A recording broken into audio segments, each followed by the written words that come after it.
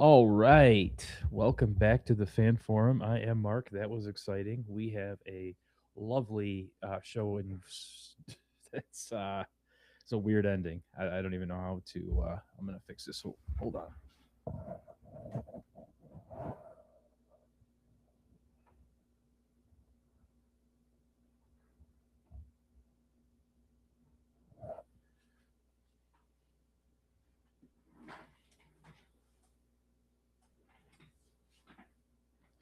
Sorry about that, ladies and gentlemen. I just had to get a little adjusted here.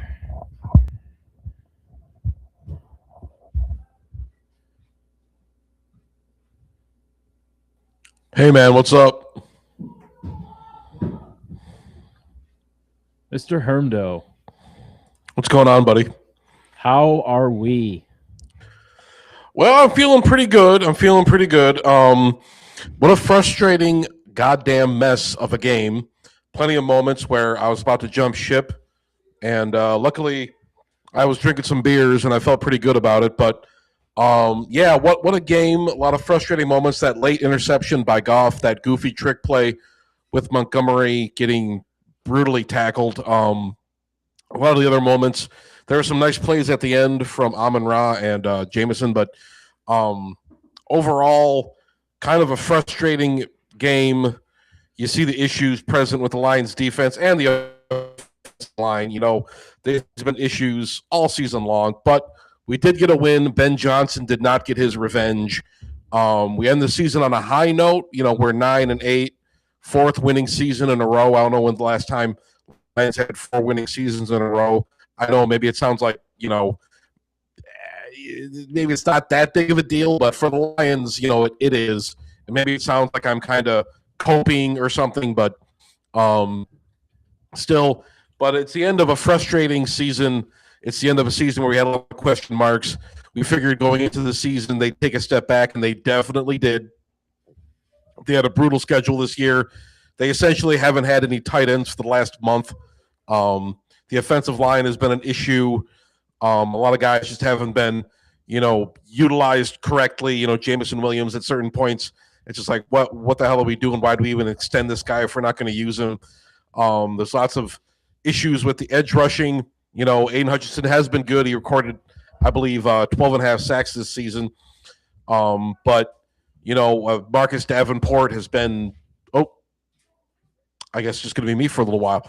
I don't know what Mark's doing, but yeah, it's, I don't want to take anything away from Lions fans. I know it's still, a lot of people are, frustrated and pissed off, but me personally, seeing the season end on a high note, knowing what we have to do this offseason, it's all in Brad Holmes' hands right now. The offseason starts right now. What Brad Holmes does in the next few months really will matter. Yes, but this is it now. This is it. It's in Brad Holmes' hands. If we want to keep this regime going, we want to keep any positive vibes going forward. A lot of Lions fans seem to be jumping ship. Twitter was an absolute bloodbath. People were flipping out. People were screaming about Goff, about Campbell's play calling. Yeah. Appreciate the summary. Sorry, I had to get everything set up. Yes, no, you're good.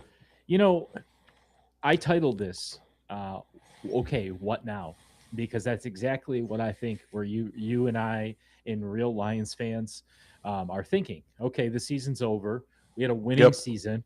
10 years ago, we would have been popping champagne and saying it was the best thing in the world, right? So we're a different football team now.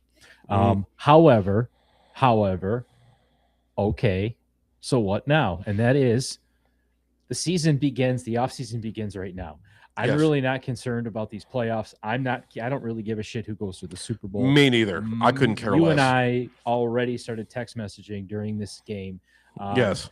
I called that interception, by the way. And freaky, right? I had a bad feeling about it too. I swear to God, I had a bad feeling about it too. I'm just like, Goff's gonna fucking throw an INT. I just know it. But I really thought that was gonna happen because they needed to flip the script for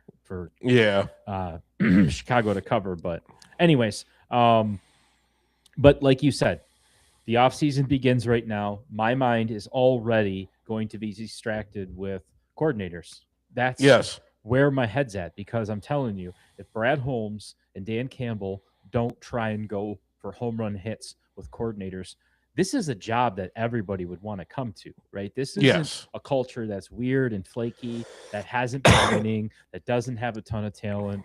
Um, you know, I don't know if they didn't go out externally hardcore this year because they weren't really sure that the who was on the market was someone they wanted to lock Yeah. up with long time.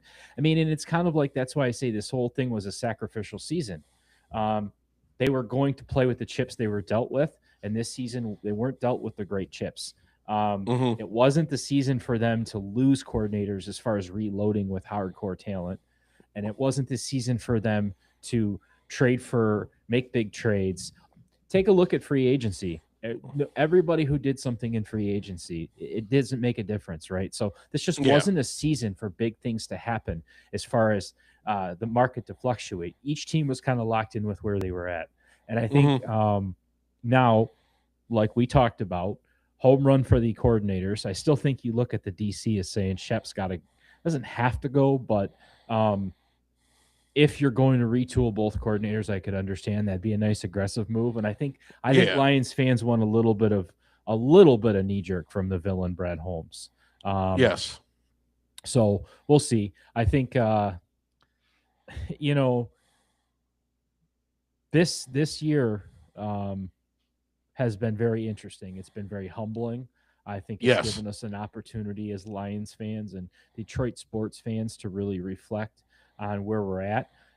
We went from a city where we weren't winning at all, um, and now we're starting to get all of those winning memories back of the Pistons Hmm. looking winning nostalgic like the Red Wings Yes. having a little bit of something to bite off with, the Hmm. Tigers giving us something to watch in the postseason. And then we had the Lions almost making it to a Super Bowl, and we're a legit team and a good team. And it's like, um, I'll go back and forth until Wayne comes back on here and say he said it again. You guys need to learn how to like be a winning football team first before you Yeah. can think about winning the Super Bowl. And you look at Buffalo, and I'll tell you what, I know I just said I don't care about the Super Bowl, but this is a year where it's wide open for Buffalo to win this fucking thing. I think so. I think so. I think I don't know coming out they won the division 14-3, absolutely incredible season for them. But Mm-hmm. you see, it's kind of a script flip. The script has been flipped this season. A lot of teams you didn't think are going to be very good wound up, having excellent seasons, and some guys, Mm-hmm. the Lions kind of fell flat on their asses. And look at the Patriots. Look at what Drake May's been able to do. Look at the Colts starting 7-1 and Yeah. then missing the playoffs. Look at that disaster. And look what they But gave yeah, up to it's go trade for a corner, thinking that they were going to make a yeah, Super Bowl run. And you almost have to say, "Geez, I'm glad we didn't do that." Not that Sauce Gardner yeah. isn't worth it, but um, probably didn't have to go out and do that if you knew Danny Dimes was going to go down. Yeah, that's a real shame. It was kind of we saw the Danny Dimes redemption story begin, the redemption arc began, and unfortunately had a tragic ending. But I mean, there's still some stuff to build off with Indianapolis. We'll see how they recoup and recover for next season. But Yep. looking at the Kansas City Chiefs, looking at them falling flat on their faces this season, that's very entertaining. I mean, we love seeing that. We talked about it endlessly. We're tired of Patrick Mahomes. We're tired of all this cutesy Andy Reid, Taylor Swift bullshit. We want the Chiefs to fail, and they have. We're not going to see the Chiefs in this postseason. A lot of people are, kind of comparing their season to the Lions season, just kind of asking, "Hey, what the fuck happened here? What the hell's going on?" But, Well, ironically, yeah, Hermdo, the Chiefs and the Lions are the two teams that I'm telling you have been a thorn in Vegas's side for a past couple of years, and it's pretty yeah, strange that they're both teams that were predicted to at least be a top five team at the end of the year, both of them. And hmm yeah, like you said, not making the playoffs. Now, Patty Mahomes tears his ACL. I don't think oof, that's in the script. I don't think Vegas is calling for injuries, but man, I feel like once they saw the opportunity to dump that team, they dumped them, and they're yeah, no longer the easy team to bet on. So you're starting to no, see these little articles coming out on Kansas City with is it time to retool? Is it time to rebuild? Right, Mahomes is Yeah. down. I presume I don't know how long when he comes back, if he just comes back from training camp and plays again, but Yeah. if Travis Kelsey retires, if Mahomes sits out a season, if his injury if that's just the way it plays out, Hmm. and they do sacrifice a season, that's going to be interesting. I don't think with Yeah. Andy Reid being in the age he is, they're going to sacrifice a season, but um, Yeah. it'll be I'll be real curious once this shit ends to see kind of how things to play out. Yeah, how But things play out with Kansas City. Yeah, I think with Andy Reid. I mean, he's getting up there. But I don't think they're going to be doing like a full rebuild, like planning on him being the coach for the long term. I don't know, but there's going to be a shakeup in Kansas City, and there's going to be a shakeup, with the Lions. I mean, we're probably going to be saying goodbye to. I mean, we might be looking for two new coordinators this offseason. Kelvin Shepard, like the whole Legion of Whom thing, all the second string guys he had starting on the secondary, on the defensive line. That was kind of a fun storyline for a couple weeks, but it clearly was. that's not for long term success. That's not set up for long term success. But yeah, we'll see. Going forward, what this Lions team does. There's some coaches going to get the Black Mondays coming up. We're going to see a lot of firings happening. The interesting thing, I was watching some of this stuff from the Jets. I guess the Jets under Aaron Glenn did not record a single defensive interception all year, Isn't that which crazy? is mind blowing. First time in He's a NFL corner. history that happened. Yeah, and How do you do that? it's kind of like holy shit, I can't believe that. I mean, the Jets have been a disaster all season. The Justin Fields experiment did not work out, but honestly, if if Aaron Glenn gets fired, would you want him back as a defensive coordinator? Absolutely not. No way. I don't think that would be that is a strange move to have, and I don't think they're going to fire him because anybody No. taking that Jets job was going to have to take, like, I don't want to say, but have to take one for the team on one season, and they did. Hmm. Right, they traded away Quentin Williams, they traded away Sauce Gardner, they traded away, they acquired a ton of picks. So now Hmm. this is the beauty of Jets fans and or Aaron Glenn, right? Is that Yep. they view him as we viewed Dan Campbell that first season, where it's like, okay, we're going to Yeah. give you one or two seasons to figure this out, and boom, it just instantly took off. Now, if Aaron Glenn can do that in New York, which I don't think anybody's allowed to do that for the Jets organization, I just don't No. think. No, nothing against Glenn, but that's not where you shine. Um, I think they're going to do continually what they do until they get a better owner. Now, Yeah. for our sake, and that's kind of what turned the Lions around, right? The ownership that still stayed with the Hmm. Fords, but as we know, it went from William Clay to Martha to Sheila Hamp to Yeah. now I believe it's Hitch. So, Yeah. but hey, so listen, I just pulled this up and I put this together real quick. So I'm thinking let's do a little quick season wrap up with some stats, not in just kind of overall, right? Little kind of Oh, just sounds like just fun. just a quick little like, hey, let's cap this season off and then we can move on to whatever. Please. So, Yes. um, Lions big picture. Um, we missed the playoffs, obviously, as you said, Hmm. despite expectations much being really higher. We had a ton of preseason hype. We still came in with a top 10 in offense for most of the season, Yeah. top five in time of possession. So we had Hmm. red zone efficiency was a little inconsistent, though. Um, Definitely. would you say too many field goal drives with how many weapons we have? Yes. Or too many Considering like, almost touchdowns too, where it's like we're in the yeah, red zone and it's like, how are you blowing this with yeah, two? you can't. A lot of the red zone was pretty. It was very sloppy this year. A lot of missed opportunities this year, Right. considering who we have, in our wide receiving core, who we have in the backfield. There's a Well, and lot the of instances offense, where, yeah, they just the couldn't capitalize.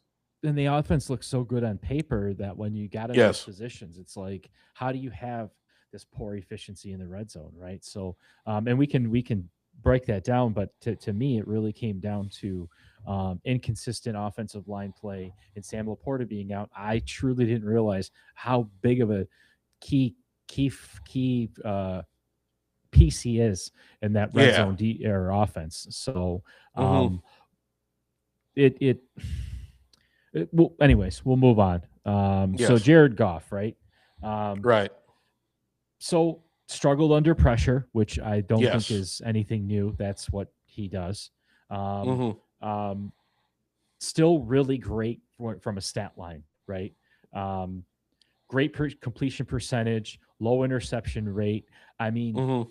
he showed you again, hey, you protect me, I'll do everything you need me to do. But if that Yes. protection falls down, sorry, it's going to look ugly. So, Yeah.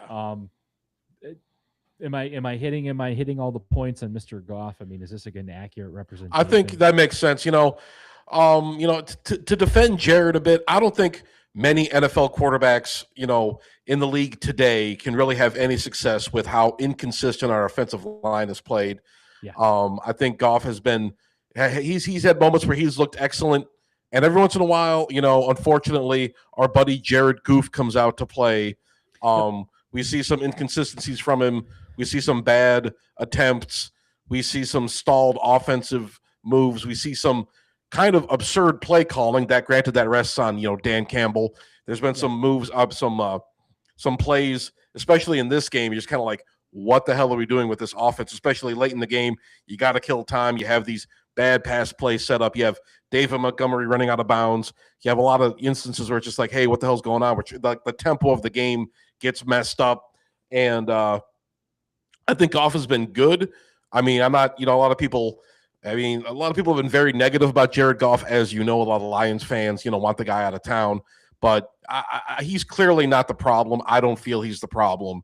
I think there's other issues plaguing this team on both sides of the ball, but Goff has been consistent enough. I mean, what do you want to call him? A top five, quarterback in the league, a top 10 quarterback, maybe. We can have that discussion, but I don't think the problem is Goff. That's basically what I think. Granted, he has had some moments where I'm just like, hey, what the fuck are you doing, man? But I that agree. was He every never quarterback is like that. he correct, and there just never struck me as a time this year where he truly put the team on his back. But again, Mm-hmm.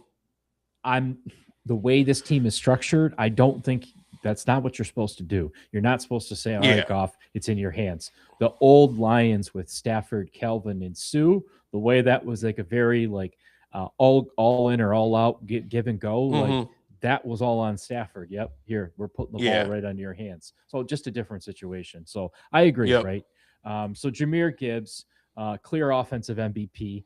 He's Mm-hmm. explosive in yards per touch, underused early in games at times, and one of the few players who scares defenses. He's really coming Yes. out this year as just one of those once in a generation backs. Bijan Robinson is great, but Gibbs is doing so much more to separate himself, I almost think to the so. point where I think they fell in love with the Gibbs hype and they didn't lean on our boy Monty, which was really a heartbreaking thing. So I think with Yeah. it, with not having an offensive coordinator, Dan Campbell kind of started getting what do you call that, tunnel vision with Tunnel Gibbs vision. Yeah. and wanting to use him a little too much and saying, hey, I think Mm-hmm. one of the things that makes Gibbs so special is the fact that there's the idea of Montgomery out there. And when you eliminate that concept of Montgomery, Gibbs becomes a little bit more containable. Yes. They put a little too much on Gibbs' plate this year, I feel. And Gibbs was excellent, for a good amount of the season. He really had some explosive plays there. I remember some of those runs he had during the Ravens game. There's been plenty of moments where he's looked top notch out there. But yeah, I think you're putting a little too much on the guy. David Montgomery has been underutilized this season.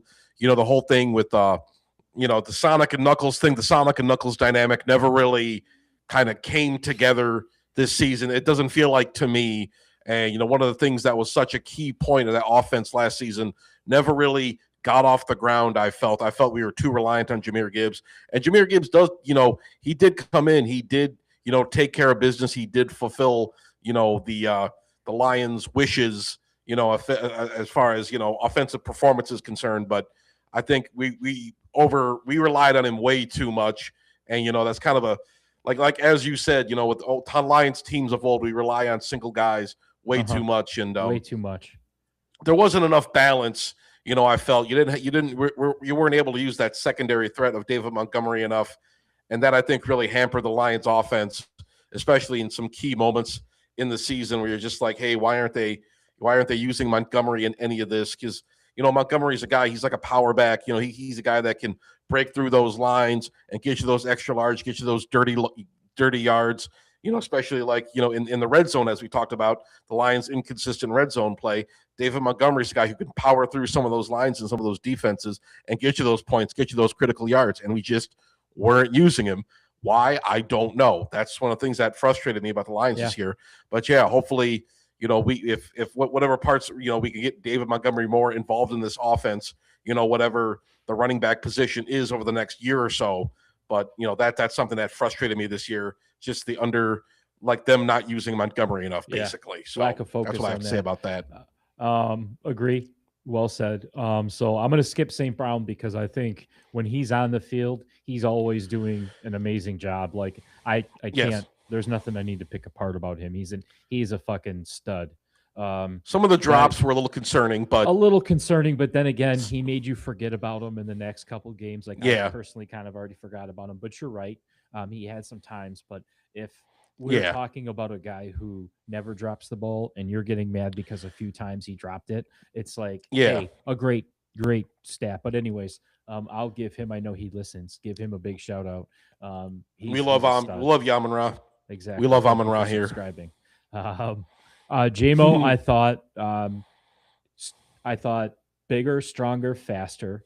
I thought they started figuring out how to really use him in the offense. But I still think, and this is to credit him, he's 60% underutilized still. I think there's so much more. If you had an offensive coordinator that came in that could get a hold of just JMO, it's just way high ceiling with him. Even with what we saw, even with the 1,000-yard season and whatever he's doing. I mean, very happy.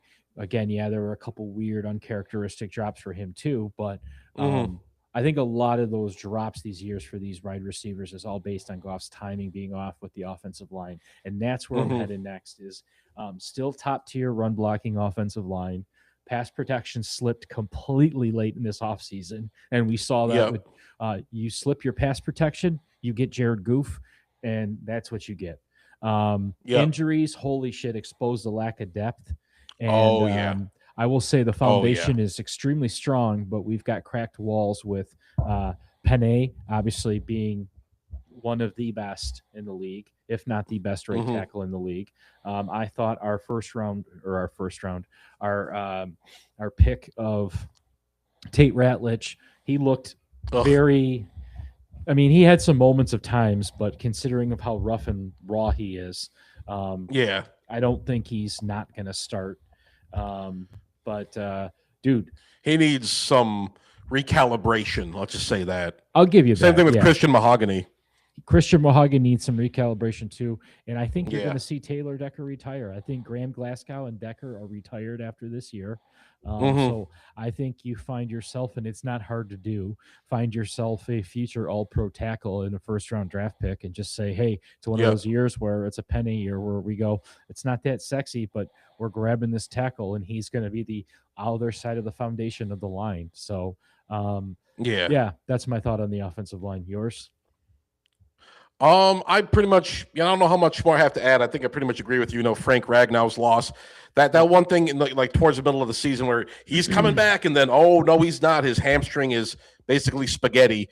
But the whole thing, Christian Mahogany, Tate Ratledge, Graham Glasgow, just disappointing. Not really playing consistent, not really playing up to the level you expect from that offensive line. And that unit last season was probably one of the strongest units on that team. And we just see it kind of just all fell apart. It's really a shame, but it gives Brad Holmes an opportunity to rebuild it. That should be the main area of focus. we see what this offense can be when that offensive line is humming. That should be the main thing Brad Holmes worries about this offseason. Personally, protecting Jared Goff, Yep. letting, opening up gaps for Jahmyr Gibbs and David Montgomery, making sure that, Goff can get the ball to guys like Amon-Ra, guys like Jahmyr, guys like Laporta, making sure we can open up that offense a bit. It all starts with the offensive line. I think that's where Brad Holmes needs to bring a few more guys in and needs to start doing some retooling. Obviously keep Panay where he's at. I mean, he's been excellent for us, but as far as rejiggering it just whatever they were throwing just didn't work. But this is what you do. You bring in Jared and you say, listen, we are going to throw everything out at building a wall in front of you. We already have the foundation. Don't worry. And if that's what you do, then great. I think that's the Brad Holmes that we know. That's the Brad Holmes we expect. I know there's going to be guys out there that think different, but I don't see anything about Brad Holmes that says he's going to ignore the offensive line. He's just so glaring. Last year, okay, you did think you had Frank Ragnow coming back all the way up until training camp, right? So, and then it kind of hit. So it was like, whoa, if he's out, what does that do to him? And what does that do to this? And it's a domino effect, right? So this season would have looked different if we had a healthy Frank Ragnow in. Of course it would have. But you only get one time to be caught off guard in that sense, in my opinion. Yeah. Right? So it was a messy situation all the way around, just the way it all went down. It was just very disadvantageous to the Lions, if that's even a real word.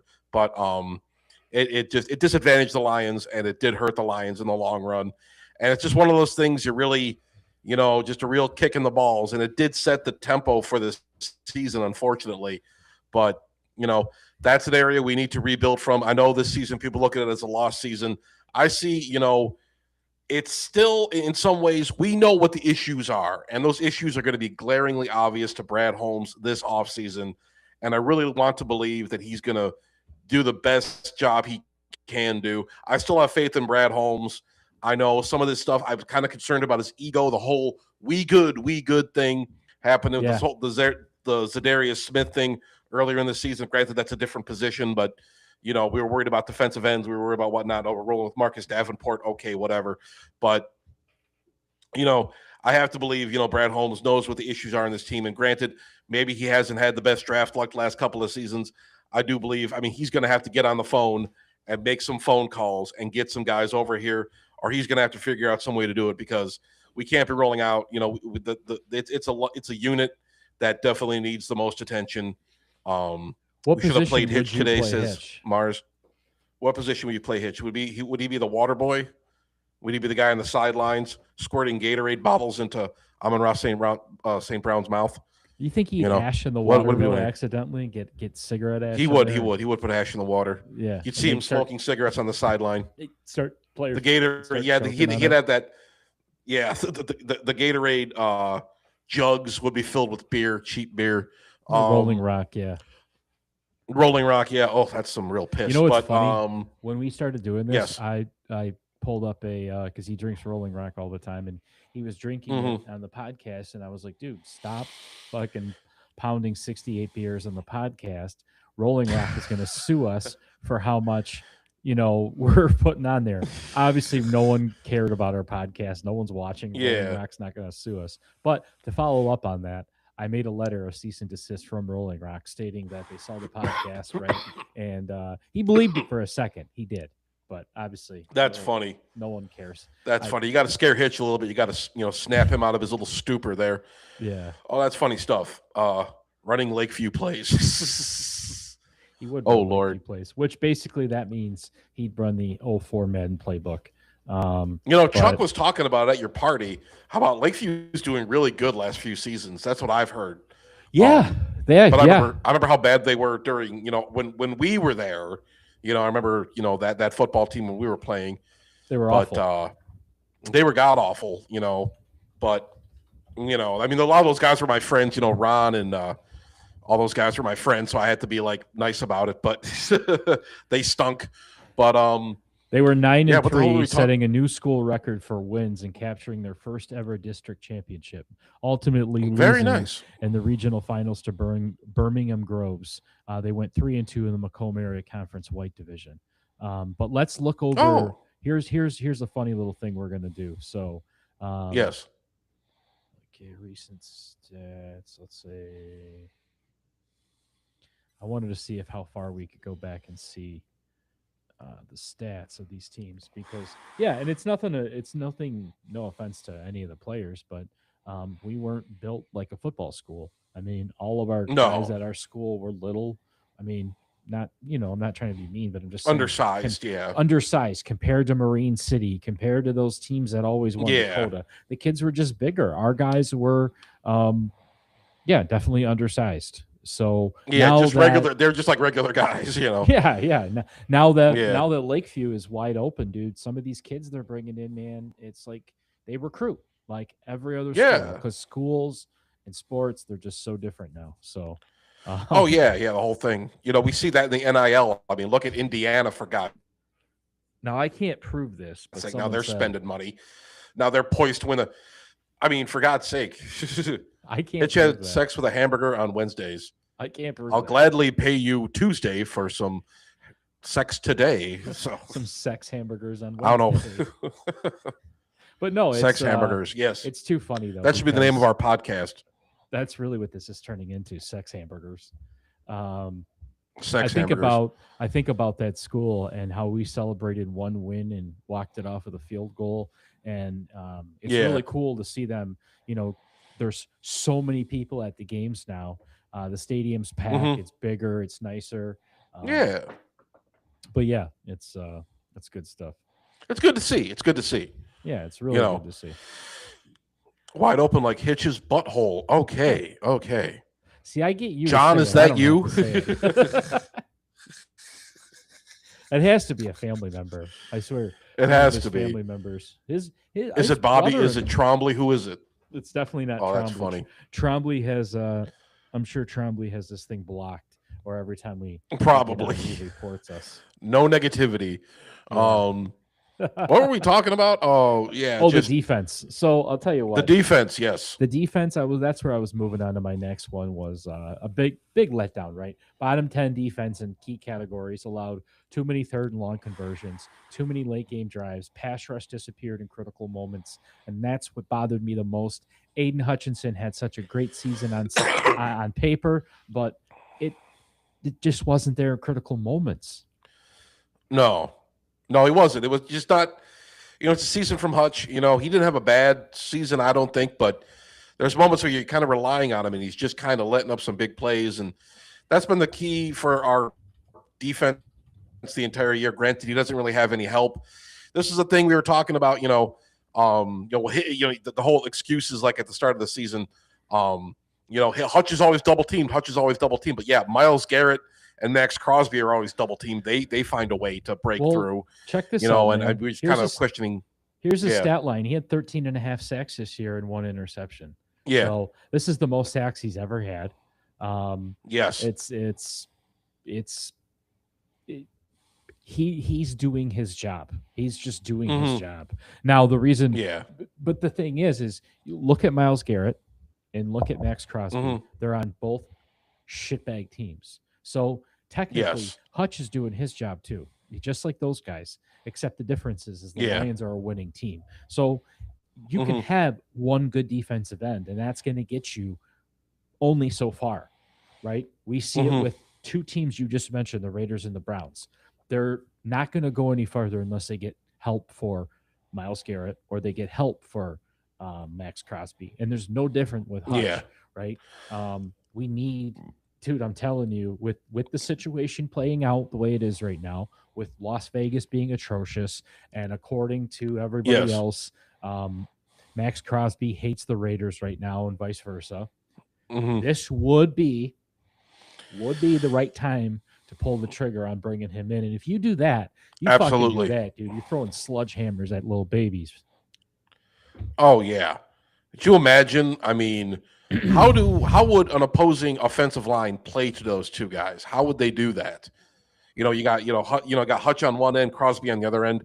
That would be sickening. I mean, we talked about some of the pairings Hutch could have. I mean, I know there was some speculation on it last year whether or not Max Crosby wound up signing an extension with the Raiders, but it's not working out in Las Vegas. It's an absolute disaster out in Las Vegas. And the same thing with I mean, I know he's not in the cards, but Myles Garrett taking that like $40 million deal, with the highest paid like non-quarterback position in the NFL. Because But that's what he wanted. it's kind to of a be. surprise. That Yeah, was that's where he wanted to be in the Cleveland Browns. I mean, well, he wanted to bless be him, the I guess, highest but played non-quarterback, right? That was his yeah, goal. yeah, Because I'm telling you, most of these guys, it's millions in memories, and they're paid for the most amount of yeah, money and the best time. And yeah, they all know they're not all going to win Super Bowl. So Myles Garrett looks at it and says, well, I'm going to be the highest paid non-quarterback, and it's going to be in Cleveland. And Cleveland is a perfect town because they never can have a quarterback. So if yep, he wants to be the center point and the focal point of a really shitty franchise, that's the best place to do it, man. And he can be the who was it? Who was their tackle? Was it not Joe Staley?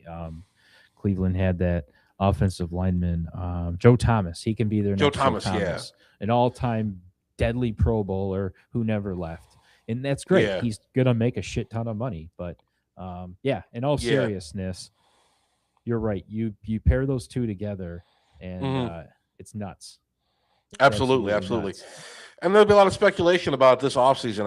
I think we need to seriously pursue some guys. Marcus Davenport. We were joking around about him at the start of the season, like how healthy is he going to be?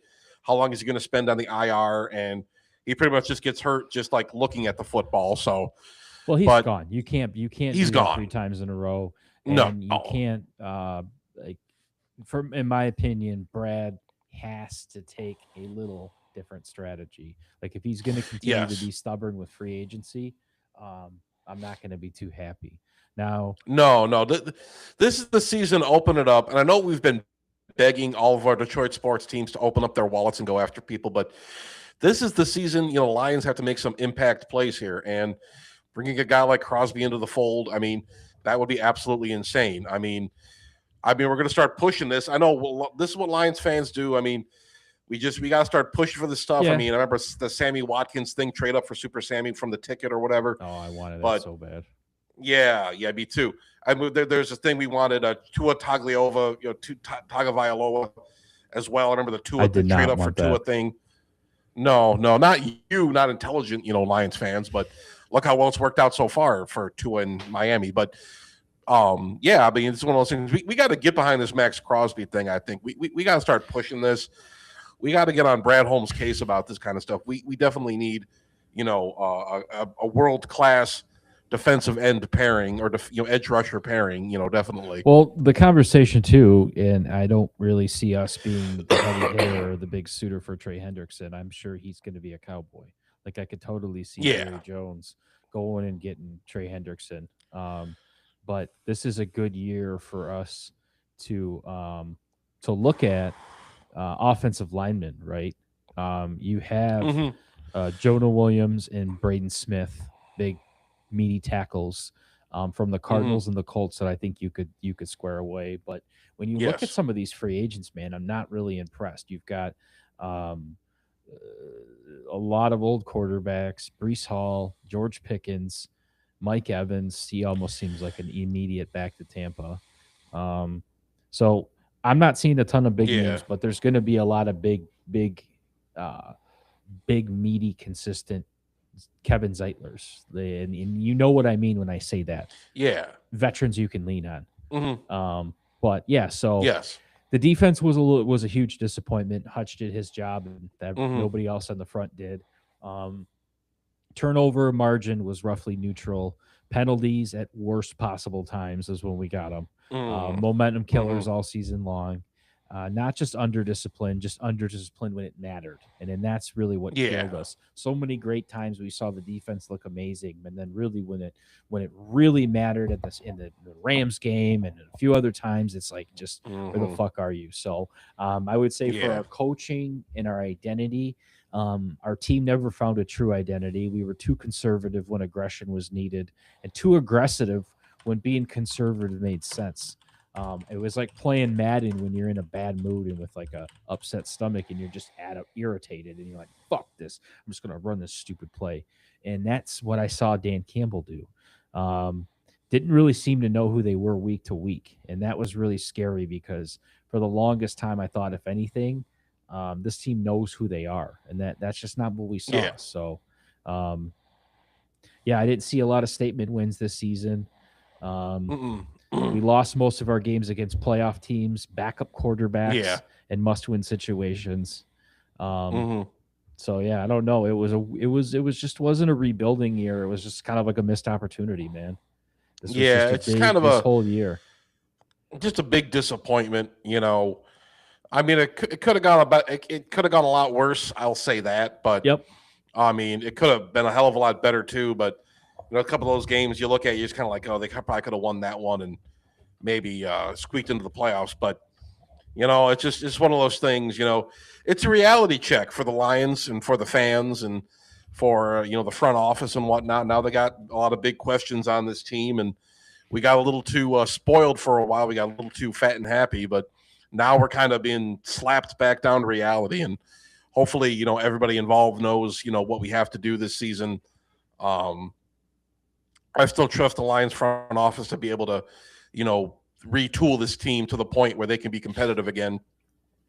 But yeah, it sucks. We're riding so high on the Lions, and you know, inevitably, I'm looking at Twitter, I'm looking at Facebook, I'm looking at different kinds of social media. I'm going around, talking to people about the Lions and whatnot, and the tenor is pretty bad.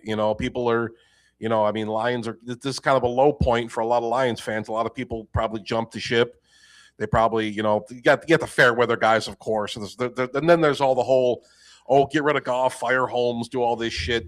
And that's one thing. We were going to face that no matter what, no matter what. But, I just, some of the Lions fans, they just get too damn angry. But I think there's opportunities here for the Lions. I still think they can have, a bright future ahead.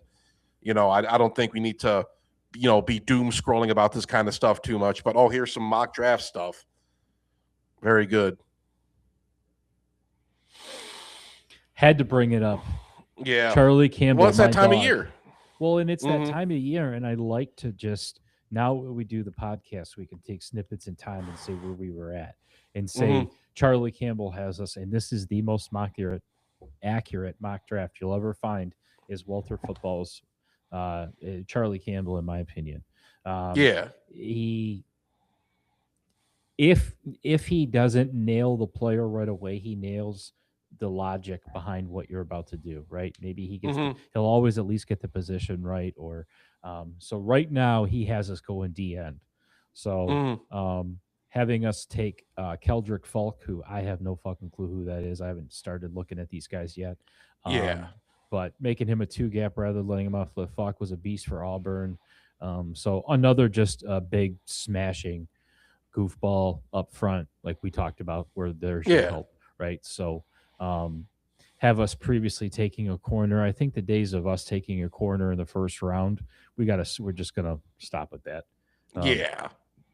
We're done. We've done that now. We're done. So but yeah, I don't know. Who do you go through your mock drafts? Who are your guys? I haven't looked at a mock draft in a while. Let's just check out some stuff here. I'm sorry, I'm unprepared. You act like I'm prepared. Yeah, but we got Sports Illustrated. We got some sideline report. Let's take a look at the sideline report. Lions 7th-round 2026 mock draft. Kelvin Shepard gets a new defensive weapon. They're saying Keldrick Falk too. I have the Lions taking a big swing on a physically gifted defender. Let me see if I can share my screen here. Here we go. Share it right here. But let's take a look at this. I have the Lions taking a big swing on a physically gifted defender from the first round with a breakout of Al-Qadim Muhammad. Detroit doesn't necessarily need another pass rusher, but Auburn's Keldrick Falk could provide immediate help and run defense at 6'6" and 285 pounds. Falk can play on the edge or at the interior of the defensive line. His versatility would help bolster a Lions unit in need of reinforcements. Now we have round 2, pick 47, Lions draft Ohio State offensive tackle Austin Call that. Sireveld. I'm going to tell you right now, Brad Holmes loves taking guys from Ohio State and Alabama. So, sure, Nate, you can pretty much guarantee we will have an offensive tackle from Ohio State and Yes. or well, it used to be a Nick Saban Alabama. I don't know if he's going to pick from that program anymore, but Yeah. definitely he loves him some Ohio State boys.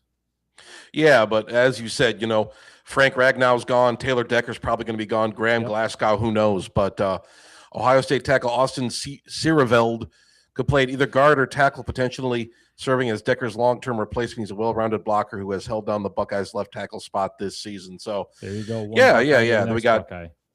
the next Buckeye. Let's see who else we got. We got some Alabama, Oklahoma guys. Penn State defensive lineman Zane Durant. We got Oklahoma linebacker Sammy Omosigo. We got Lions draft Texas cornerback Malik Muhammad, another guy named Muhammad. So Lions will have a third-round pick, but they return in the fourth round to draft Texas cornerback Malik Muhammad. Muhammad's draft stock has fallen a bit this season, but he's still a capable defender. He will provide some much-needed depth at the cornerback position. So, yeah, not just kind of a little blurb, not really going in depth with his numbers and whatnot. I have not watched a lot of Texas football this season. But so, yeah, I mean, I think that this is an intriguing draft, to say the least. I think if we get some Ohio State boys in here, there's an Alabama guy. That's where we've gotten some other guys before. Detroit dips back into offensive line pool late in the draft, taking Alabama center Parker Brailsford. Brailsford likely wouldn't start initially for the Lions, but he's experienced enough to fill in when needed. That's round 6, pick 193. So take from that what you will. But yeah. So I just thought that was kind of interesting. But there's plenty of other sources and whatnot, all over the place. But yeah, it's fun to talk about. These are definitely going to be some topics that are going to get brought up as we continue our podcast throughout this off season. So these are questions fans are going to have, and people are going to be speculating wildly on it. So might as well bring it up. So we'll see what happens. Hermdo looks like Alabama football. Yes, I do. Thank you. With my ginger beard. I don't know what that means, but thank you. Well, I missed the Jerry Sandusky part, but I did watch an interview on Joe Pa's son, basically saying, "Oh yeah, I mean, he had no idea, man." It's just like, dude, come on, brother, dude. Your dad was so behind that shit. Your dad was God, a scratcher, just like Mr. Sandusky was. So anyways, you brought up the 2026 draft, and I just did a quick study of it real quick with my fancy AI tool, and I said, what's the strongest position in this draft? Number 1 is edge rush, pass rush. So I guess this group is widely viewed as a deep and talented with multiple first-round caliber prospects, strong day 2 value. So pass rush being very strong. Okay, I'm not okay with that. So number 2 is wide receivers. We're good, bro. Don't even want to see us draft another wide receiver for a while. No. Linebackers and secondary, analysts have noted good prospect and depth with a number of highly rated whatever. Running backs, quarterbacks, you've got your top end. Curious to see if Las Vegas ruins for Fernando Mendoza's career, because he looks to be pretty legit. So it looks like our weaker or more mixed positions would be offensive tackles and quarterbacks beyond top 2. So there's a lot of blue chip tackles. They're saying it just isn't loaded like previous years. So, I think it's going to be. But this is where I want to say right now, as the season just ends, I'm going to kind of give you my final summary of what I think Brad Holmes does in the draft. Is he always takes an offensive tackle from either Alabama or, first of all, Alabama or Ohio State will be the main school he drafts from. He'll take an offensive tackle. I'm starting to like this concept of pass rush first round, offensive tackle second round. And then after that, it's just loading up on a secondary. We found a safety in Kirby Joseph in the 4th round from Illinois, and we find tons of talent in the 4th and 5th round. I think that's what Brad Holmes' strength is, and why he's done it on a lot of good positions on the offensive side of the ball. Let's go find us some defensive Amon-Ra St. Browns. Let's go find us some defensive Isaac Tislas, right? Let's just go out there and instead of looking for these wide receivers, dude, get these bigger corners and safeties. So that's what Absolutely. I want, man. That's where I'm at.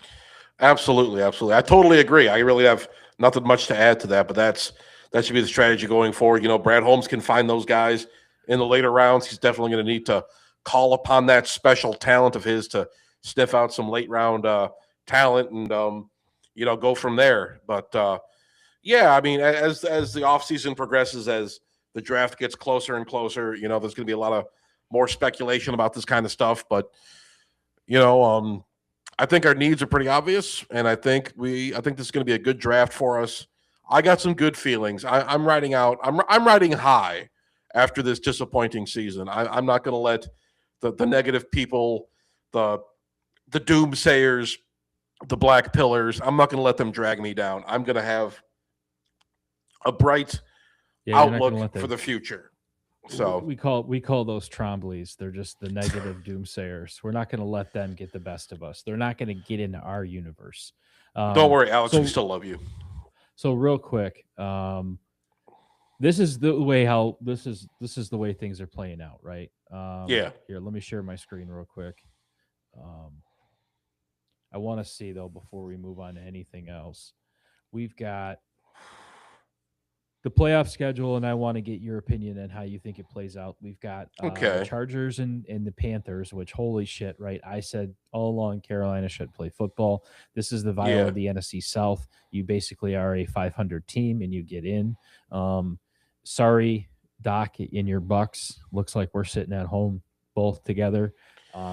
You've got Seattle with a first round bye, which hold on, I'll talk about my Pope strategy in a second. Okay. Then you've got San Francisco playing Philadelphia, which there and right there is your former NFC Championship game played between a 6 and a 3. Then you've got Green Bay playing Chicago, where I'm going to be the biggest Green Bay fan because I think Chicago is going to get knocked out by Green Bay.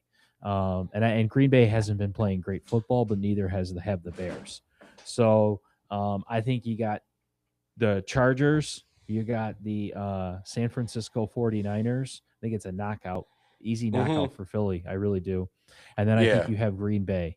And then when you've got the AFC side, and this is just my first round, you got Houston at Pittsburgh. Houston is climbing right now. They can't be stopped. I think that's an easy win for Houston. Not easy, but that's a win for Houston. Buffalo and Jacksonville. Say all the Duval you want, but this is a Josh Allen ran Buffalo Bills team. I think so. They're going to beat you. Sorry.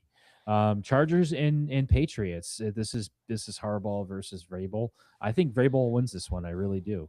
I mean, the only thing that concerns me is Drake May's kind of inexperience going forward.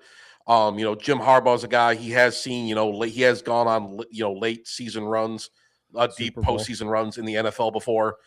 Justin Herbert, he's like a 5-year veteran.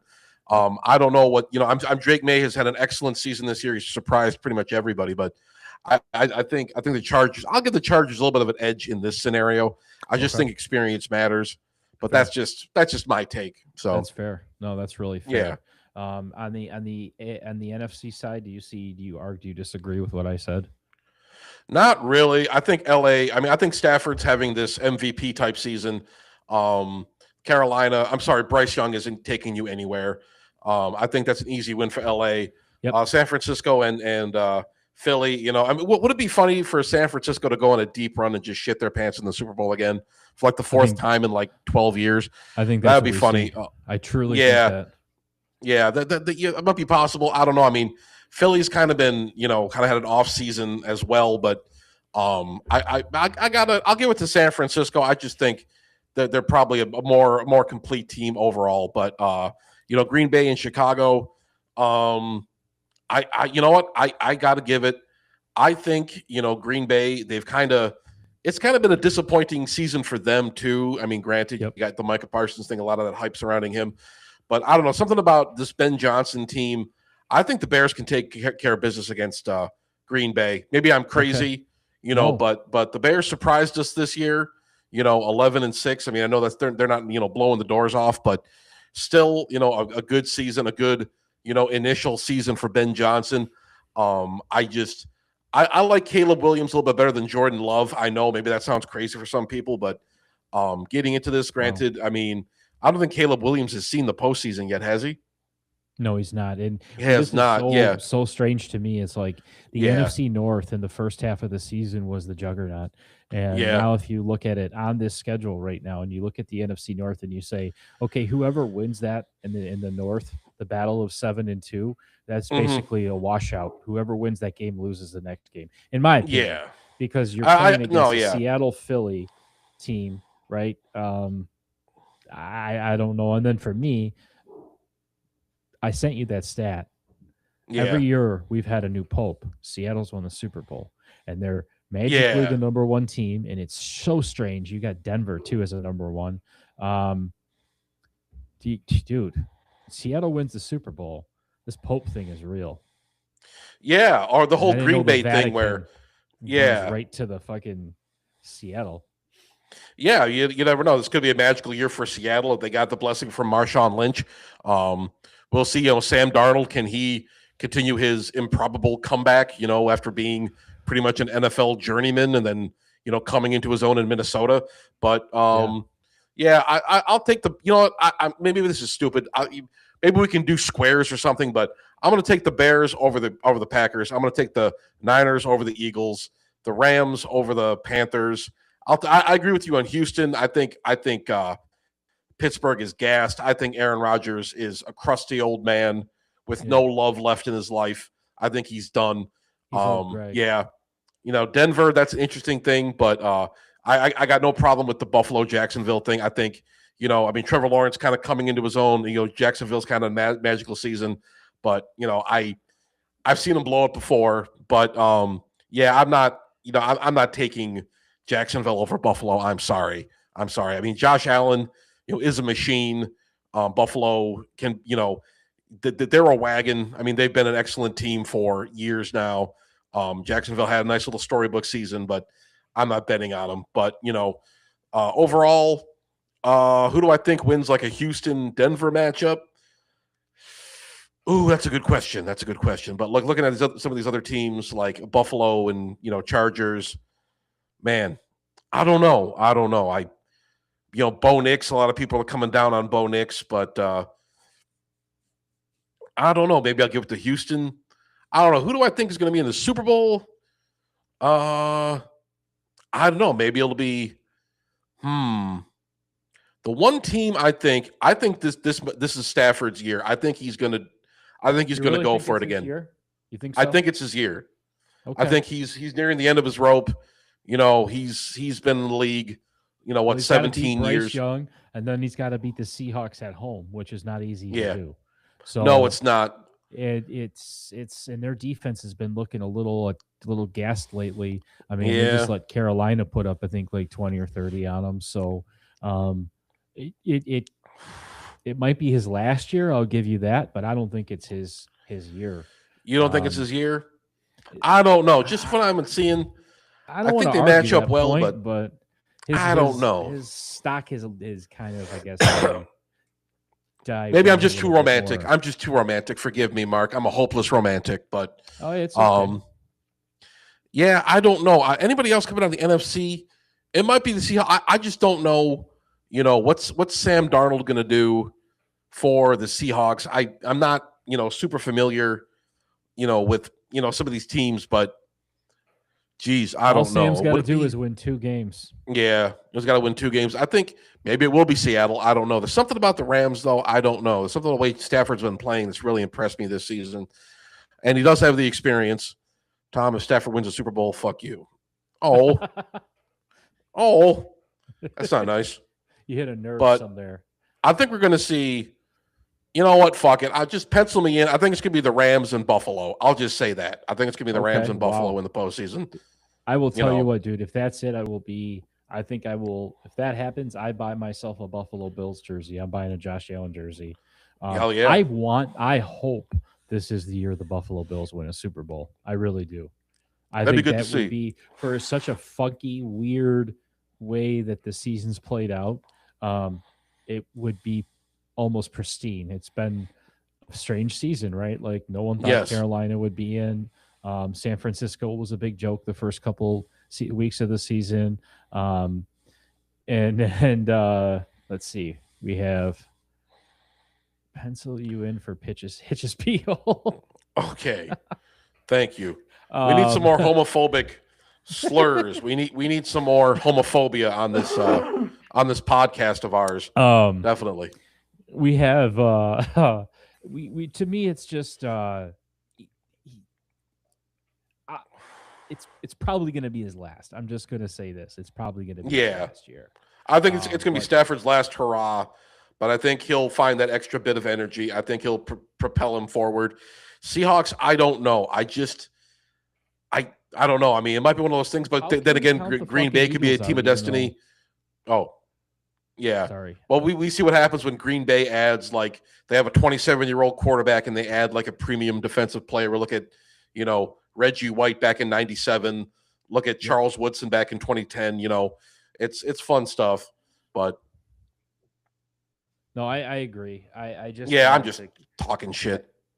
well, but dude, what I was going to say was the Eagles, and they just lost Mm-hmm. to Washington, 24 to Yeah. 17, right? Ooh. And you just start to look at it, but I don't want to count them out because the repeat would be big for the NFL. Yeah. They love Philly. They do. They do. I mean, I don't know. You can count them out. I'm just going by my own gut instincts here. This is bare. I mean, this is mostly just an educated guess at this point. But Philly. I mean, as much as I hate Philly, I hate the city of Philadelphia. I hate their fans. I think they're a bunch of zoo animals. But you know, it's Reggie White Campbell soup commercial with his mom. Oh, that was very cute.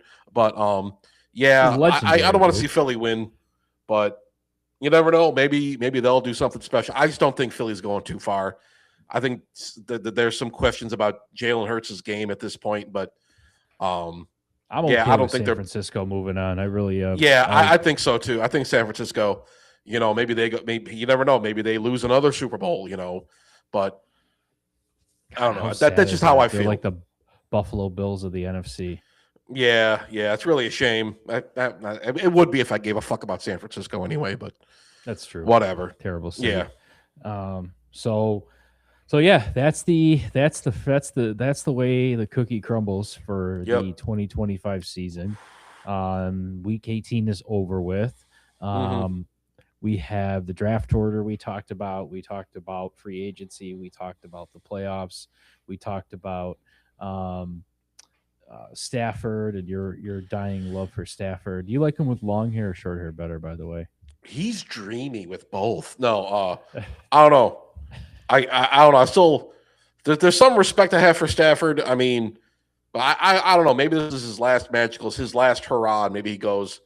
I think he gets to the Super Bowl, but I don't think he wins it. I think this is the Buffalo's year. I think Buffalo's doing it, man. Honestly, I'm okay. gonna be I'm gonna be right there with you. I think this is Josh Allen's year. Um, but we'll see. We'll see. You never know. I mean, the NFL is very unpredictable. It should be a fun off season. I'll be I was watching gonna it say with it'll be a yeah, fun off season for us to do. We can talk about we can stream over these games too and some of yeah. these playoff games, and then I want to just highlight and hit up real quick. The Pistons did win today against the Cavs, Yes, so they that's did. really nice to see. Yes. They continue to dominate the East, and I think we got to come Hmm. on for some big Pistons games too. We keep Um, we I- we got to start talking Pistons, and we should mix in some more wing stuff too. I yep, mean, the Lions season's winding down. I don't know how much. I mean, we're probably not going to be covering the postseason too much. Maybe we'll talk a little bit of shit probably here and not there, too but much. probably not too much. But we should move on to some Red Wing stuff. So this is probably the last time we really talk about the Lions in depth until at least the draft, or unless Brad Yeah, Holmes makes some kind of surprising offseason yeah. free agency moves. We'll see. We'll see what happens there. I agree. I think we'll table the Lions for now. We'll Yeah. bring them back up come draft time when it's appropriate, or like you said, unless Hmm. it's a break glass and emergency. But moving forward, we'll do Red Wings and we'll do Pistons, and that's going to be really easy and fun because Yeah. I'm learning a lot about the Red Wings this season again, and Hmm. you can kind of walk me through that. I Sure. have been watching a lot of the games and Good. starting to figure out what jersey I want. But um, we'll talk about that. I think that'll be a journey because I do want to buy a Red Wings jersey this year, or sweater. Sorry. Absolutely. Um, but the Pistons, man, I think they are. one 3-point shooter away from. uh, They need the 3-point version of Sheed. Is all I Yeah. can say. And we make that move, and I think the Red Wings were about 2 players away. I That's think the just Red Wings, yeah, my my take stance. is this. I think the Red Wings, I don't know, maybe they need I think the Red Wings' biggest need right now is an elite defenseman. I think that's why I Yes, was disappointed with the Quinn Hughes thing. Granted, I thought, he's probably not coming here, but he would have filled that hole nicely. Beyond Sider and Edvardson, the Wings don't have a lot of depth. They don't really have an elite, like second or third pairing defensive unit. You're asking a lot from Axel Sandin Pelican. He's been excellent this year. But our bottom, we got guys like Ben Sherrod, Travis Hamonic. That's not going to get the job done. I mean, no, it's granted, not. Ben Sherrod's been okay this year, but still, I mean, the Wings need a little bit of defensive help, but their They do. goaltending's been good. They do have some depth. They can call upon their guys. The Wings are solidly constructed. I think this is probably the best team that Yzerman has put on the ice so far. Well, we But yeah, we'll haven't talk used about the that more. word. We haven't used the word in a while, and I think that's the way I'm going to start gauging the Red Wings' success is if we use the word Iser plan. If we use the word Yes. Iser plan, we're disappointed, we're frustrated. It's like kind of like when we start to say the SOL, right? And I'm sure other teams we have it with other teams, but I'm going to Mm-hmm. notate that the next time we start talking Iser plan, it's probably going to be if they're on a decline. But you're right, he's come through. Um, what we're seeing with the draft picks is really fun. It's great to see. But Mm-hmm. when we're playing, what I've noticed, especially like when against that Penguins game, when we're playing these teams that are um, the veteran leadership shows real quick, right? Yes. Crosby shows real quick. We Yes, he show we does. don't have that what the Boston teams have, the Pittsburgh team, all these legendary kind of like winning teams with these Yeah. big names on them. Dude, we're missing that. We're a little too young and wet behind the ears. So Yeah, I mean, your most veteran guy is Larkin. I mean, there's some other guys, I mean, but the guy Kane, that's been on the team the longest is Larkin. But I mean, the guy has, really no playoff experience. And he had like 5 minutes exactly. in the 2016 postseason. Patrick That's one Kane's that got makes me your nervous. Stanley Cup. That's the only one who's Yeah, really gotten some stuff done. So to me, that's where I want to start seeing. Let's bring some guys in hmm like that. I've noticed some of these yeah. other teams We have need a done a bigger really good veteran. job. Yeah, we need a more veteran presence on this team. I think we need some more experienced guys in here, definitely. But I mean, some teams mix it up pretty good. I mean, Penguins kind of fell off for a few years now. They look like, I mean, Sidney Crosby will not be denied. The guy's just a phenomenon. I mean, 20 years Correct. in the league, he still looks like he's 22 out there. But that's just one of those things. The Wings just don't. As far as like high end talent, and no shot at Dylan Larkin, no shot at Lucas Raymond or any of those guys. But I mean, we just don't have a guy. A guy like Crosby is a once in a lifetime kind of guy. See it with like Ovechkin too, and I mean we talk about those guys for 20 fucking years. But you see some of these other guys. Look at Macklin Celebrini. Look at Connor Bedard on the Blackhawks. Look at some of this like extremely young talent we got. Coming into the league. Wings just I mean, I like what the Wings have. Granted, the Wings have not had a first overall pick in like God knows how many decades, but No, no, it is one and of those things. they're Yeah, not going to be granted that. no, no, no. That's one of those things. I think the league kind of doesn't like the Wings very much. I know that's like conspiracy shit, but No, it's we true. talk about All that the stuff drafts are rigged. all the They're time. all rigged. Yeah, But yeah, we yes, can. Yeah, but yeah, that's basically the long and short of it. I feel about the Wings. We can talk about the Wings. We'll watch. I think when's their next game? When's their next game? Do. The next game is tomorrow against the Senators. The Senators stink. They are. I mean, they're not under 500, but they're like next to last in our division. They're not, terrible. I mean, they're 20-15. That's pretty solid. But after them, who do we have? After we have the Canucks, and I'm pretty sure I know for a fact the Canucks stink. Yeah, they're last in the Pacific Division with 37 points. They're 16-20. So I think we got some winnable games coming up. We always got to take it to the Senators. We got to take it to Brady Tkachuk. I hate that fucking douchebag, but we'll see the next couple games. What the Wings can do. I think they got some winnable games coming up. But it's still we still got a lot of hockey left. We still got a lot of games to play. But we'll see. I got some high hopes here. We're playing the Canadians on the 10th. That's pretty much a critical divisional game. The Hurricanes, the Bruins. We got some divisional games coming up.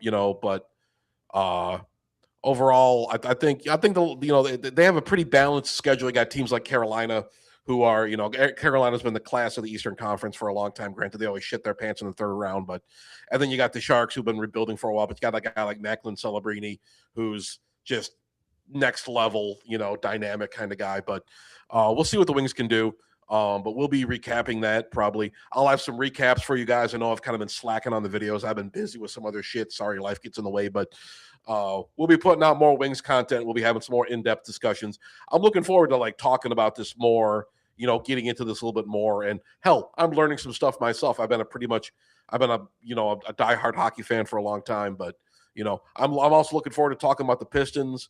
Maybe we'll mix in some college sports as well. We got all sorts of, college basketball's heating up right now. We got Michigan looking like a juggernaut, but Well, yeah, the we got all Pistons sorts are playing the of fun Knicks stuff. tomorrow, so that's a big Yes. one. They're going to be the Absolutely. definition. The Knicks and the Celtics are kind of the gateway through the East, in my opinion. So Jalen Brunson and then Jalen Brown. So we'll just see. We'll see what happens. I'm super Yeah. excited for the next couple months of sports. And then Mhm. we'll be, before we know it, it'll be spring training. Tigers and your catchers and pitchers will be reporting, and we can Yep. talk about how the Dodgers are going to win the Super Bowl again. Or, I'm sorry, they're going to win the World Series again. Yeah. And yeah, it'll be awesome. I can't wait for that. Yeah, very, very interesting. Very interesting. Definitely. Well, Oh, Hermdo, definitely. we've Yes. I think we've said it all. I think I'm I going think so. to adventure off into my bed to get some sleep. So Sounds thank you good. again for hopping on. I want to thank everybody for riding these lives out for the Lions game. It's been fun. We're gonna keep Yep. doing it with other shit. So just stay afloat. You'll get notifications when we go live, and then Hermdo's putting a lot of content out, and we'll just be hanging out. I got it set up now so we can have two people here. You'll see me And in Mark's house. yeah, so Hermdo will be here, and we're I'll be going to in do Mark's it in house. live recording. I'll be drinking his beer. Yep. I'll be pissing in his toilet. Yep. It'll be I'll great. be embarrassing myself in front of his family. So it'll be It's fun. perfect. It's going to be a Yes. good time, guys. So I just want everybody to just want to say thanks again. Thanks a million times. We were able to put the fan forum up on our Christmas card. The whole family got little fan forum shirts, and it was cool. And Yeah. I think we've grown a lot, and we're still weirdos, but we're a little bit more professional. Yeah, definitely. Professional weirdos. All Definitely. right, I'm out, brother. Have a good All right, night. man. You too. Peace.